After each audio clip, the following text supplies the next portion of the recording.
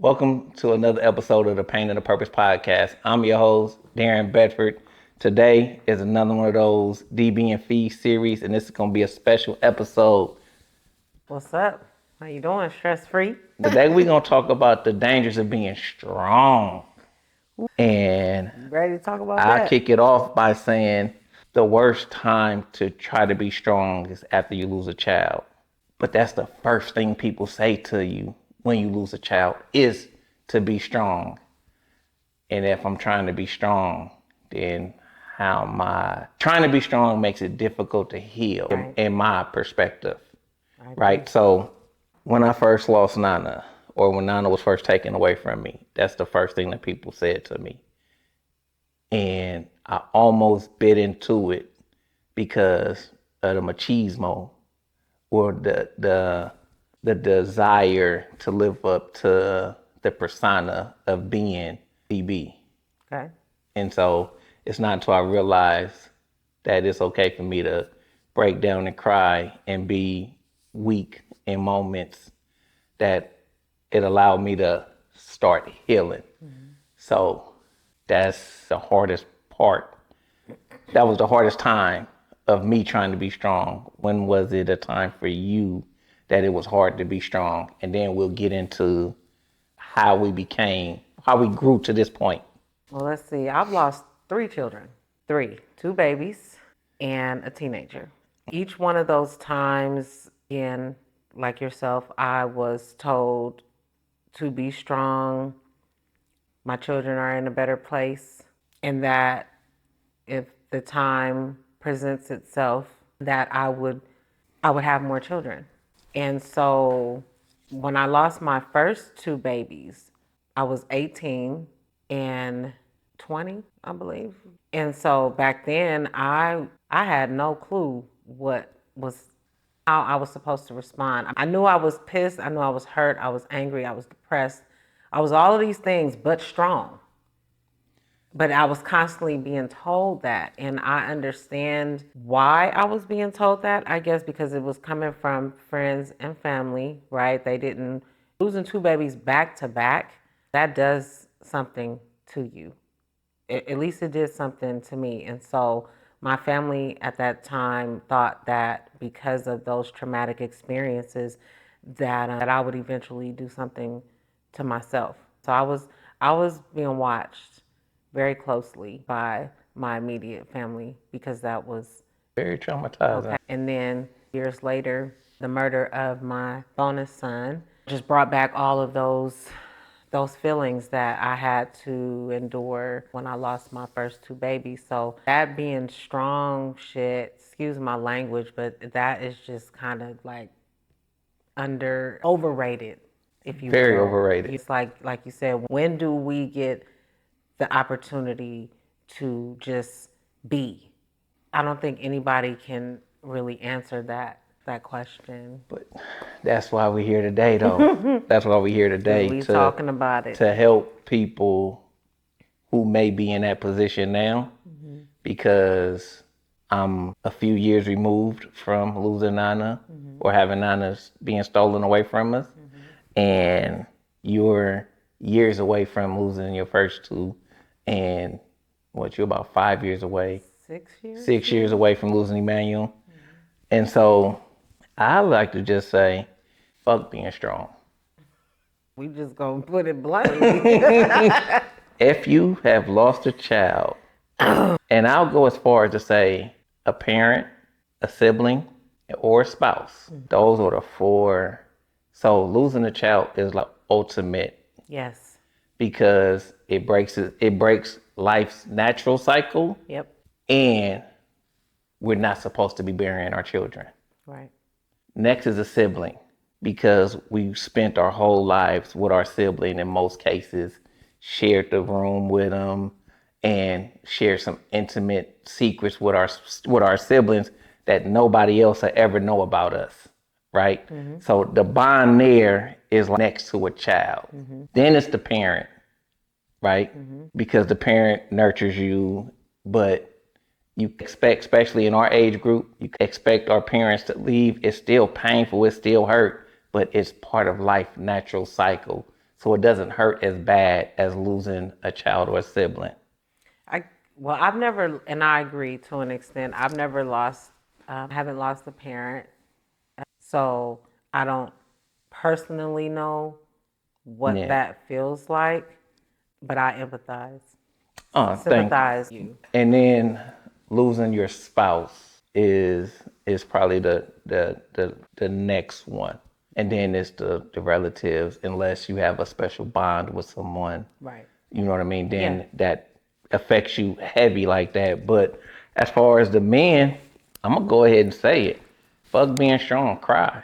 It's not until I learned that I could use my tears to clear my vision. Have you ever had that moment at work where you notice that people are being rude and disrespectful? Sometimes people are overreacting without thinking, and you just wish that there was somebody who was dedicated to doing something about it. If this even sounds remotely familiar, I encourage you to sign up for our Civility Intelligence Trainer program put on by EI365 that's rooted in our signature approach of EI Code of Conduct.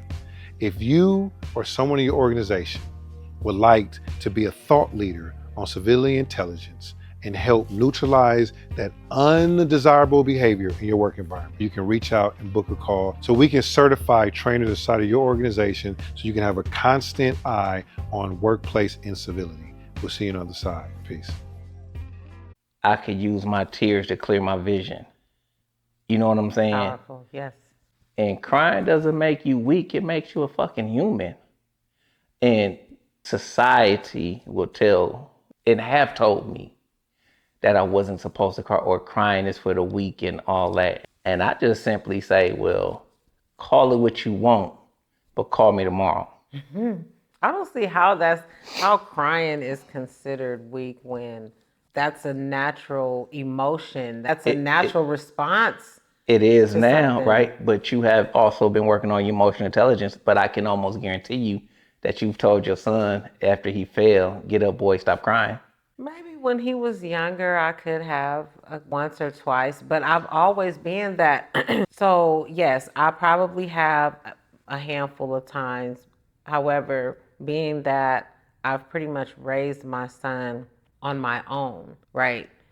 I still have that nurturing energy towards him. And so there were times when he did cry about something. He used to wake up in the middle of the night and be like, have these crazy dreams, and it would scare him. The dreams would scare him. So how can I not console my child when he's having these nightmares? And I didn't understand then where they were stemming from, but I do now. And so it taught me, those types of moments taught me, like, this, even though I'm raising a boy, he's still a human, he's still a child, he still has emotions and feelings, and I can't just knock him just because I don't have the help from his dad to be that masculine energy. So I had to wear the masculine and the feminine and find a balance when it was necessary, because I didn't want him to feel like he could not cry. Now, there were some times I did, but I still gave him the space to be human and to cry when necessary. Because crying may be one of the fastest ways to release that tension. Yes, absolutely. You know what I'm Hands saying? down. It is scientifically proven that the hormones that's released when you cry helps relieve the stress, the tension, and whatever pain you may be feeling in that moment. And crying is actually a strategy in the healing process. Yes. And It's cleansing. And I had to learn that though, Yeah. right? Yeah, Because yeah. I took on some of that, and not just from this situation, but from just life, period. Right. Now, as a man, you can't cry about everything. Of course not. You got to man up some of the time. But I lost my fucking child. That's totally different. You know what I'm saying? So but people put everything in one bucket. It's not a different level of severity or a different level of pain attached to certain, and that's what gets frustrating sometimes. For me personally, is because everybody puts everything in in one basket, this is not a new level of pain that I've ever experienced. Right. And you're trying to navigate through all of these different emotions. And I might be crying for the next 20, 30 years sporadically. You know what I'm saying? And that's okay. With my baby birthday just passing and those emotions coming up because she not here to celebrate with her child. Right. How you gonna tell me not to cry on that day or the day before or Somebody tell you that? not exactly in those words, but it was the undertone. And that's why I don't talk to many people. So I was actually probably just, and it's probably my fault because they called and I answered. Mm-hmm. You know what I mean? Mm-hmm. And so normally I don't answer, but I just answered. And it let them into that part of my world, which I probably shouldn't have done. You know what I'm saying? And so, but I told him that day, it is what it is. I'm still the same dude. I don't know what to tell you, but I cry. So talk to me. So, first of all, I commend you for crying, getting it out, not holding it in. More men need to cry. I agree. More men need to cry and process their trauma, their unspoken trauma. Yeah. Because I think as women, so if more men dealt with their issues, it would put us, and I'm speaking for me, and I'm sure a few other women, but it'll make us feel like you guys will protect us because you've dealt with your shit.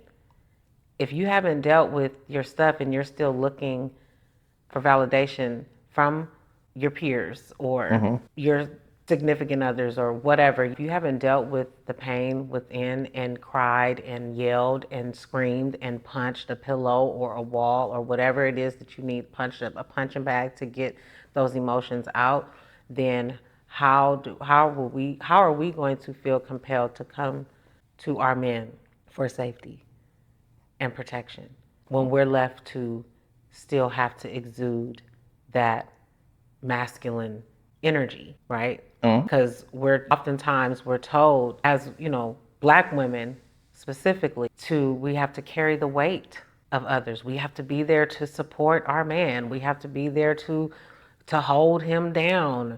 But I'm trying to uplift. You know what I'm saying? I don't want to be held down. I've been held down enough. You know what I'm saying? I get it. I want to rise. And so sometimes it gets overwhelming trying to be strong for myself, for my kids, for my family, for my partner, or just everything. Carry the household and just everything. It's overwhelming. And I made a post. That just struck a nerve. Let it out. Let's talk about it. I get so tired of hearing it. I don't really take being strong as a compliment. And this is no shade and no disrespect to anybody who has viewed me as a strong Black woman. I appreciate it.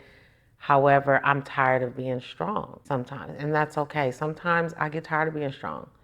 I want to be able to feel like somebody else got me for a change. Even though I may bend a little bit, but I'm not going to never fold.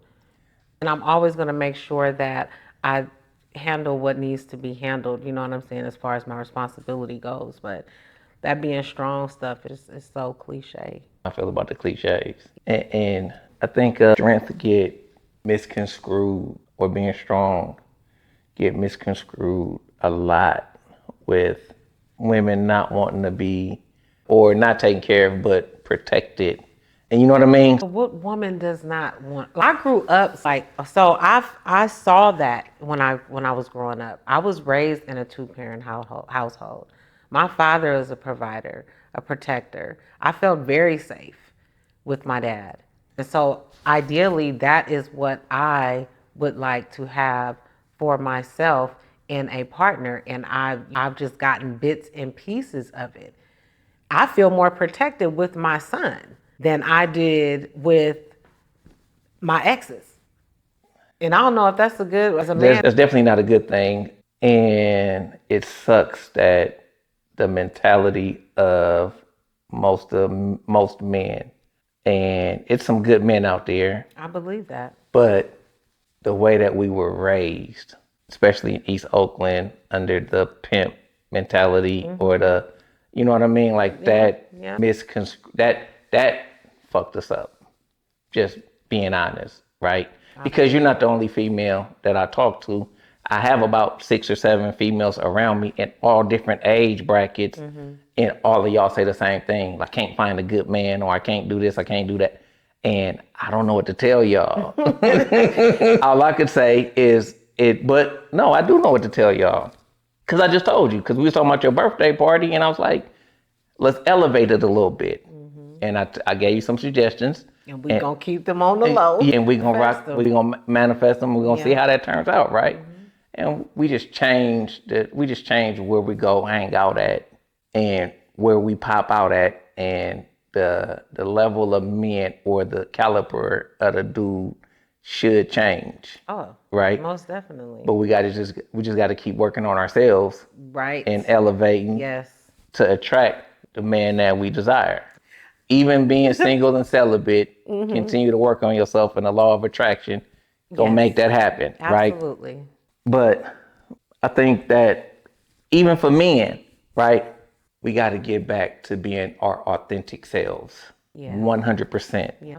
And when I say authentic selves, is allowing all the emotions that God gave us to produce however it needs to be, in whatever facet or fashion that it need to come, and then learning how to process those emotions in a positive way, if that makes sense. Yeah, it makes 100% sense. So people aren't willing, I'm not trying to cut you off, but people, although I do wholeheartedly agree with you on that, people have to be willing to put in the work to do that.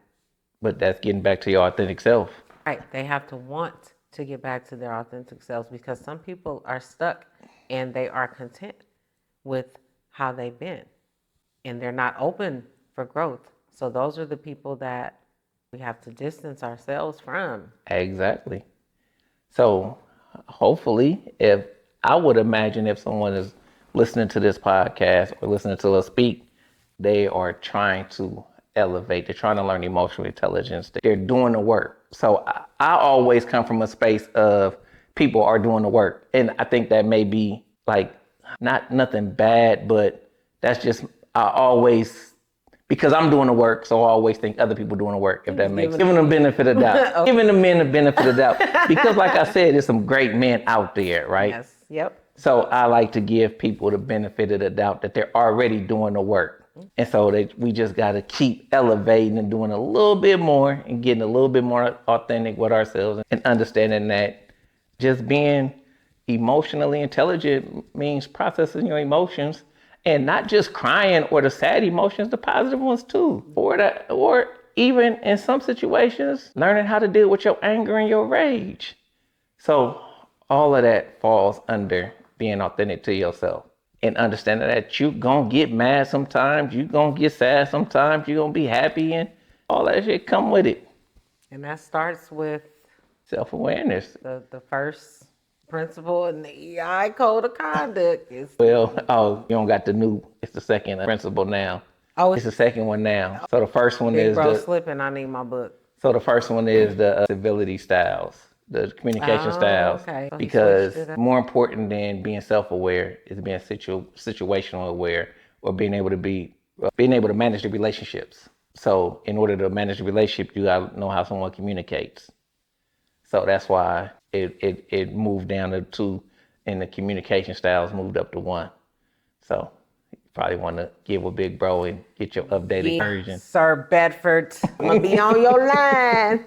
But back to the whole being strong thing, I just think that being vulnerable or being transparent with your emotions, because we also found out that being vulnerable means to be open for attack, or open yourself up to be harmed. And I don't want to be vulnerable. I want to be transparent. And sometimes strength comes, or I ain't gonna say sometimes. The best way to build yourself back up is to be broken down. And I've been broken down a lot and through this through Man. this through this whole process. But each time I get broken, I build myself and I become stronger in my broken places. So that's just how I have been processing this thus far. Rebuilding yourself from the ground up takes a lot of work, consistency, resilience, right? Dedication, Intention and attention. attention. Yes, it takes all of that. And it's very important too, because when we do the work, it shows, it exudes through your love, through your energy. People start to feel like something, you glowing, or your energy seems a little bit more beat or pleasant, things like that. And I hear the same thing too. And it's like, well, that's because I've been minding my goddamn business. I've been minding the business that pays That me. pays me, and I don't have no unhealed energy around me. And if it is, then I'm staying free and clear of it. That's family, friends, or foe. I Yeah. can't, if you're not working on yourself wholeheartedly, then I can't play. I can't have any parts of that anymore. And you shouldn't. And No. so we've also talked about a certain level of transparency. You know what I mean? And I think that is part of being resilient, not really strong, but just building your resilience is being transparent enough for someone to be able to express themselves to you, even if it's wrong. You can correct them later, but just especially like your children, giving them an opportunity to express themselves. Yep. During that expression, you also get to see how they think. You know what I'm saying? Yeah. And so, Yes. and no matter how right or wrong it is, at least you know how they thinking now, and then we can work on how to correct the thought process. You know what I mean? Yeah.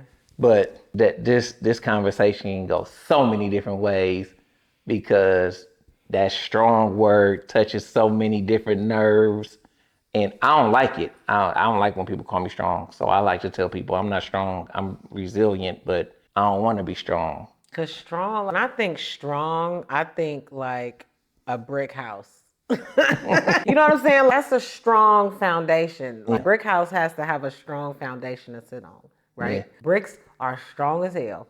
I'm not a brick. You a human? I'm a human, and my internal software is not it's not made of brick either. You know what I'm saying? So I have to be open to those transparent moments and those not vulnerable, but giving myself the space for vulnerability, if that makes sense. Yeah, it makes sense. Because I'm not trying to put myself in harm's way by any means necessary. And you shouldn't. But and when it comes to our children, allowing them to be transparent in their conversations builds the trust Yes. in the relationship that you need, right? Yep. To build the confidence in them that they'll always come to you. You know what I'm saying? Especially when it matters the most. Absolutely. So, you got anything else for us? Just to all the humans out there, don't suppress your grief. As much as you can, get it out. Talk to someone, write it down. You know, however you feel like you need to get it out, just get it out. Because suppressing it doesn't do you any good. If you suppress in your grief and you have younger children, that's not really a good example of growing in a healthy way. It just shows that it's easy to shut down. And if we're trying to grow, we're going to have some uncomfortable experiences. We have to get comfortable with being uncomfortable, if you will. I understand that. And so, my final words would be don't try to be strong. Not during these type of times. Yeah, it's a time and a place to be strong and to be the tough dude, but when you're trying to process this level of pain, go ahead and be transparent and let whatever emotion hits you, let it flow through you however it need to protect your sanity, because it is a study out that says that a man completes suicide every 13 minutes in the United States, because I believe that it's partly because They're trying to be strong and trying to save face. And that's not what we're doing in 2025. I'm not doing it. I'm not putting myself back in that position, especially being someone that have attempted suicide before in my past. Yeah. I'm not putting myself back in that position. So to all the men out there, talk to somebody. You got people that love you and they don't need you to be strong. They need you to be here. Present. Yeah, they need you to be here, present. So with that being said, this has been another lovely episode of the Pain and the Purpose podcast. I hope that this resonated with you. If it has, or you need this episode, go ahead, send it to them. We'd love to hear some feedback and see what you got to say about it. Have a blessed and stress-free day because you definitely deserve it. We love you. We love y'all. Peace. Peace.